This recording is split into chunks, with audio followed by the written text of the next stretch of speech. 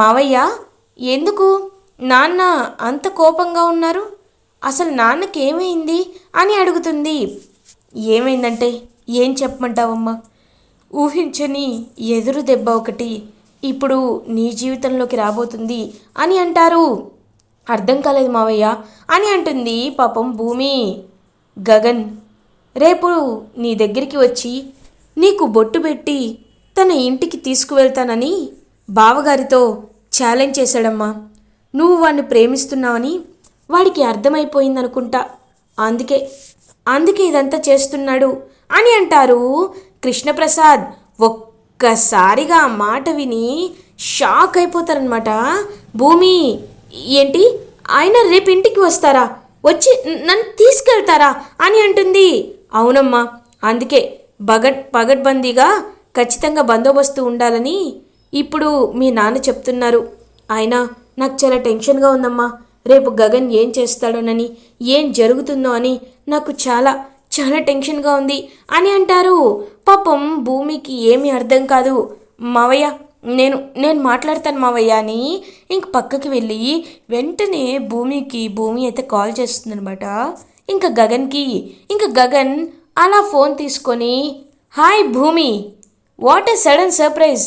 నేనెప్పుడు నీకు కాల్ చేయడం, కానీ నువ్వు నాకు కాల్ చేయలేదు కదా, ఇదే ఫస్ట్ టైం కదా, ఇంకేంటి అని నార్మల్గా మాట్లాడుతూ ఉంటాడు. ఏమండి, మీకేమైనా పిచ్చా ఏంటి?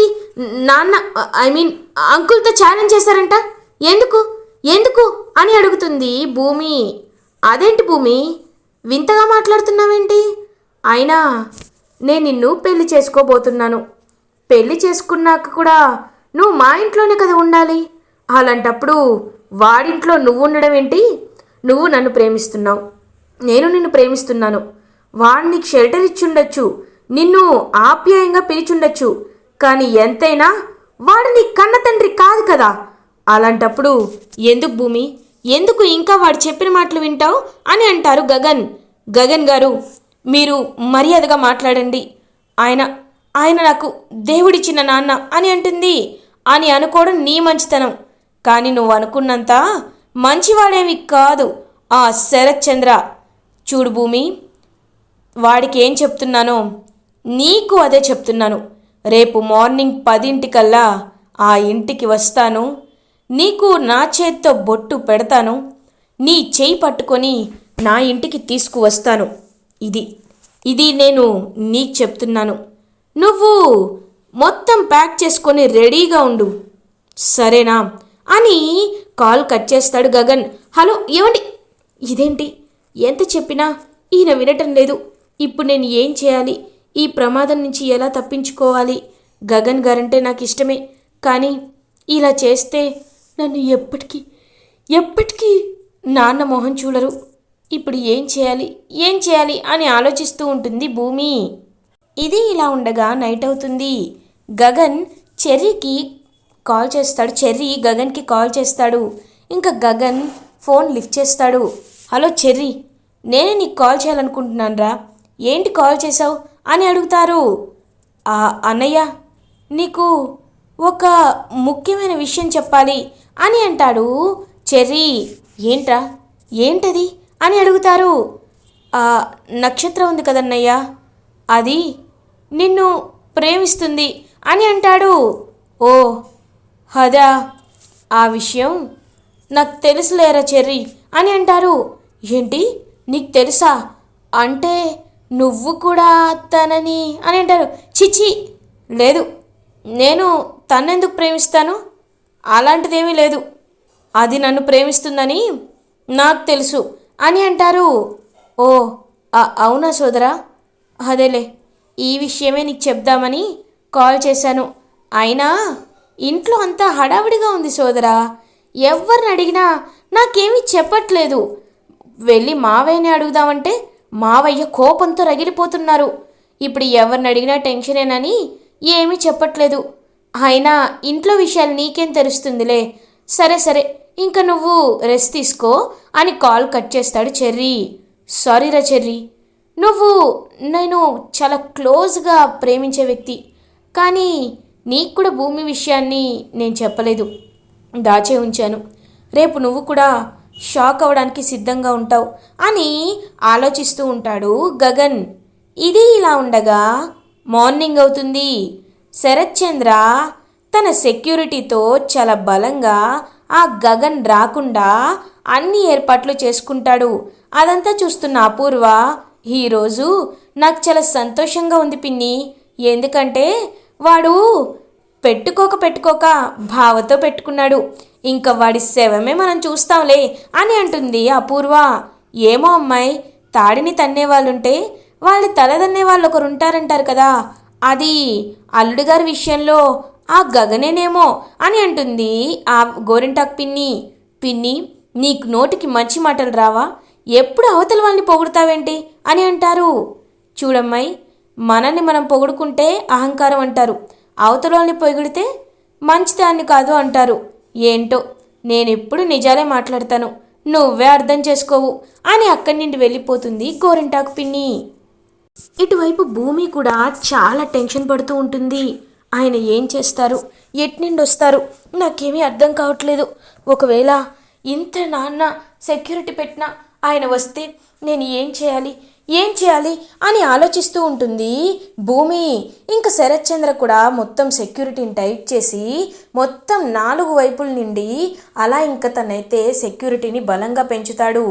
కానీ ఎవ్వరు ఊహించని విధంగా ఇంకా అలా హాల్లో శరత్ చంద్ర కూర్చుని ఉంటే వెనకాల నుంచి మన మెట్ల మీద నుండి అలా ఇంకా స్టైల్గా నడుచుకుంటూ వస్తాడు గగన్.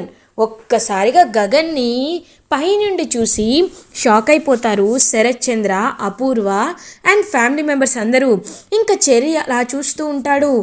ఏంటి అన్నయ్య ఇలా వచ్చాడేంటి అని షాక్గా చూస్తూ ఉంటాడనమాట చెర్రీ. ఇంకా గగన్, ఏంటి శరత్ చంద్ర, నేను ఇలా వచ్చాననుకున్నావా, ఒకసారి అటు చూడు అని అంటారు. ఇంకా అలా హెలికాప్టర్లో పైనుండి వస్తూ ఉంటాడనమాట గగన్. ఇంకా గగన్ని చూసి చాలా కోపంతో రగిలిపోతూ ఉంటాడనమాట. ఇంకా అలా శరత్ చంద్ర, నువ్వు ఎంతలా ప్రయత్నించినా నేననుకున్నదే ఇప్పుడు జరుగుతుంది.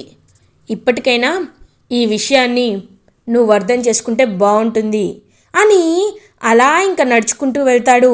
నక్షత్ర ఎదురుగా ఉంటుంది.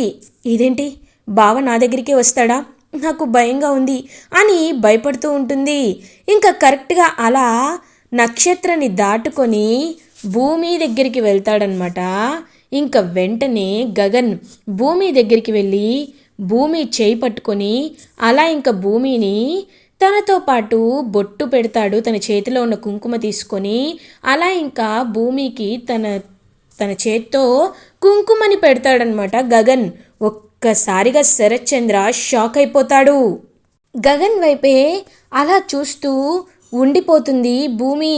ఇంకా శరత్ చంద్ర, రేయ్ వీణ్ణి వేసేయండ్రా అని అంటాడు. ఇంకా రౌడీలని పంపిస్తాడు అలా శరత్ చంద్ర పైకి. శరత్ చంద్రతో ఇంకా అలా రౌడీలతో అయితే ఫైట్ చేస్తూ ఉంటాడనమాట. ఇంకా అలా గగన్ ఇంకా తను పంపించిన అందరు రౌడీలని పటా కొడుతూ ఇంకా సూపర్గా ఫైట్ చేస్తాడనమాట గగన్. ఇంకా అలా శరత్ చంద్ర దగ్గరికి కరెక్ట్గా రాడ్డు పట్టుకొని వస్తాడు. ఏవండి అని గట్టిగా అరుస్తుంది భూమి. ఇంకా గగన్ ఆగిపోతాడు. చూడు, నా భూమి చెప్పింది కాబట్టి నిన్ను వదిలేస్తున్నాను, లేకపోతే నీ ప్రాణాలు ఇవాళే పోయేవి.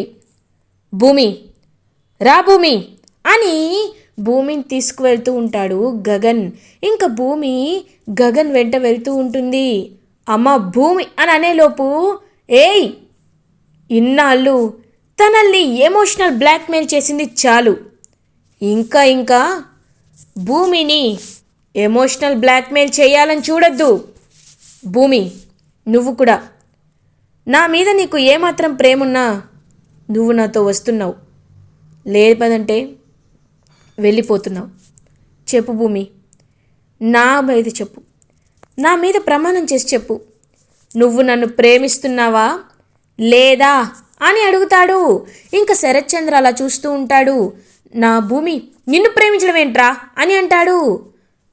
లేదు అంకుల్, నిజం చెప్పాలంటే నేను గగన్ గారిని ప్రేమిస్తున్నాను అని చెప్తుంది. భూమి ఒక్కసారిగా శరత్చంద్ర అయితే షాక్ అయిపోతాడు. ఇంక వెంటనే శరత్చంద్ర అలా ఇంకా కుప్ప కూలిపోతాడనమాట. ఇంక పాపం భూమి పరిగెట్టుకుంటూ వెళ్ళాలనుకున్నా, భూమి నువ్వు నాతో రావాల్సిందే అని ఇంకా గగన్ అలా భూమిని తన ఇంటికి తీసుకువెళ్తాడు. భూమి మాత్రం ఏదో తెలియని పాపం అలా చాలా బాధగా ఇంకా అలా చూస్తూ ఉంటుందన్నమాట. ఇంకా గగన్ అయితే భూమిని హ్యాపీగా ఇంటికి తీసుకువెళ్తాడు. ఇంకా హారతి పళ్ళెం పట్టుకొని రెడీగా ఉంటుందన్నమాట.